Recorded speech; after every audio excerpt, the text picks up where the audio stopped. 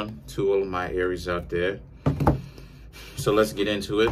Comment on the video, like the video, subscribe to my YouTube channel, share the video. If you'd like to contact me for a personal reading, my email address as well as the prices are in the description box below as usual. Just know, if you're going to come to me and you're going to get a reading, you're getting a real reading. Well, I'm not just going to talk about the person who you may be looking to blame.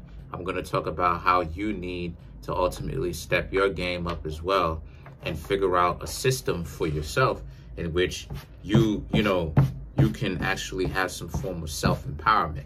It's not about sitting back and, oh, this person is the narcissist. Only this person is the narcissist. I can't believe what this person did. Yeah, but you sat there and you took it for mad long, though. So you still need to work on your confidence. Or are you victim blaming? Yes.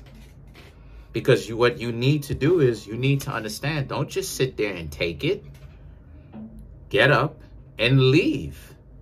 So a lot of times people can't handle that. Grown people say that they can handle it, but they can't really handle it. Because too many times what you'll have is you'll have people who say that they can handle it, but once you start telling people the truth, even when you're giving them answers or suggestions, right? They don't even want to wake up and listen and understand the idea of, I have this, I have the power. So the cards that I come up with for the Aries is the Magician, Queen of Coins, Three of Pentacles, Seven of Wands, Seven of Swords, 2 7 cards, King of Swords, 10 of Wands, 6 of Cups, ooh, 3 of Wands, King of Cups.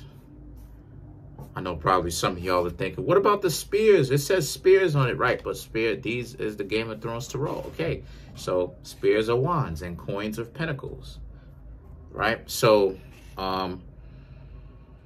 what I'm seeing here for the Aries is I'm seeing how a lot of you Aries, right? I mean, it's pretty easy. Someone's coming back.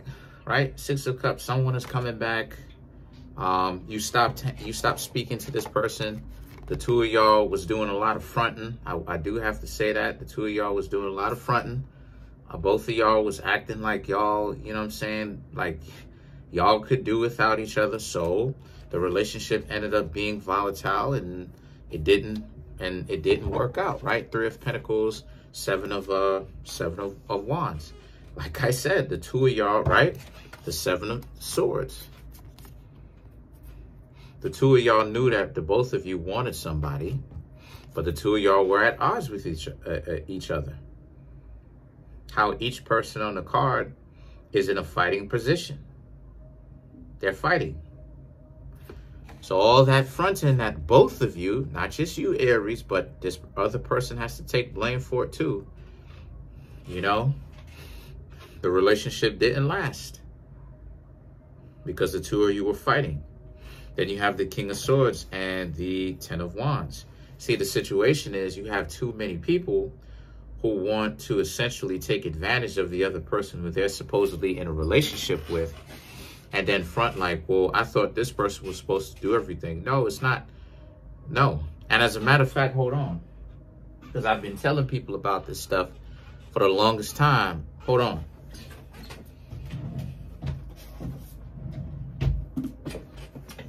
See, there you go. Hold on.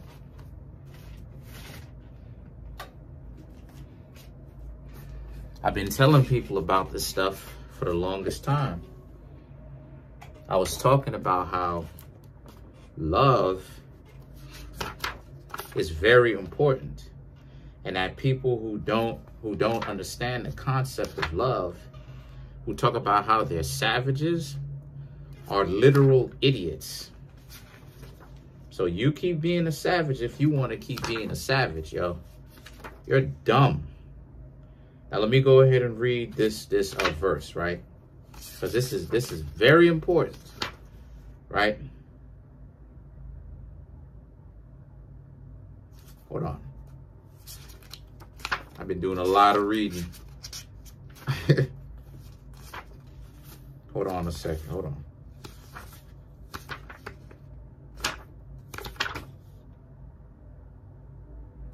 Hold on 1 second. Just give me a minute. Okay, here it is. This is a grimoire. This is spell work. Okay? It says it right here. For all you people who want to be savages, let's get into it. It says, an expression of love has come across the centuries, proven to be a potent signifier for those willing to sacrifice their own self-preservation. That's the proof right there. It says, analogous to the double-edged sword, the adept is transfixed and thereby consumed at the behest of love's conjured image. Fast forward, it says, in this instance, the point upon which you now stand resembles both the vessel and the dagger. So what is it that it's basically saying, right? But it also goes on to say the sorcerer is expected to experience the between through ecstasy. What is it that it's basically saying? It's saying that if you don't express a certain level of love, you're an idiot. You have too many people running around talking about, I'm in love, but are you willing? Hold on. You have too many people talking about how they in love. I'm in love, but are you willing to put yourself in harm's way? Not necessarily all the time, but enough in which you're not overly paranoid or preoccupied with self-preservation. Nah. What you see in the context of love, my dear Aries, you've seen a lot of people who say that, but ultimately they're lying, fronting like this. And like I said, I was just reading it off. So to carry on, right? The King of Swords and the Ten of Wands represents how, so what you have to do, Aries, is you have to figure out what it is about yourself that you felt like you were fronting about. In other words, if you knew you wanted a relationship, Aries, you don't have to front and act like, you need to put on the tough act in order for people to be attracted to you. Aries are very attractive. Take a look at Bad Baby. Take a look at what other Aries. Take a look at Xena. Xena is an Aries. Lucy Lawless is an Aries. Take a look at what's such and such, the very pretty one from the movie Haywire. Anyway, it'll come to me. But Lisbeth Salander, the girl with the dragon tattoo, Aries, right? Rooney Mara, Aries, right? So the Six of Cups represents the two of y'all talking again, just as I said. And the Three of Wands and the King of Cups represents, now that the two of you are talking, if you want to be in a relationship with this person again, or you don't want to be in a relationship with this person again, ultimately, it's up to you to say something. And be clear with what it is that you say. And don't be preoccupied with if people tried to play you. They're only playing themselves by switching up and moving the goalposts and acting like they're trying to play you. Don't get yourself caught up in that mess. That's where the trap is. Because it's circuitous. Because what I mean when I say it's circuitous is that it's circular. It has no beginning and no end. All of it is a trap. And how you ultimately get out of the game is by not playing it.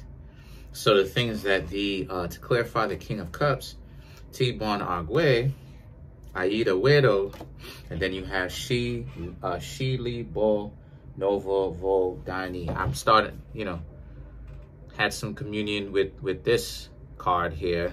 Interesting stuff. Getting more connected to the spiritual technology. But what was I saying? So yeah, what this represents for you, okay, what this represents for you is, this is about how, again, ultimately it's up to you and what do you want to do. And that you don't have to necessarily hide the fact that some of y'all may want somebody, because hiding it and fronting like you don't need them, I'm telling you, is only going to cause more harm, because then you won't have these people, right? Like, you can't tell somebody, my dear Aries, that you don't want this person. If this person really does have self-worth, self-value, self-love, just as I talked about, they're going to be like, okay, bye. And then you're going to be like, oh, well, what happened? Well, why did you tell this person you didn't want to hang out with them? What did you expect them to do? You know? So, you know, be truthful. You want to be truthful coming into this new year, right? Comment on the video, like the video, subscribe. Peace.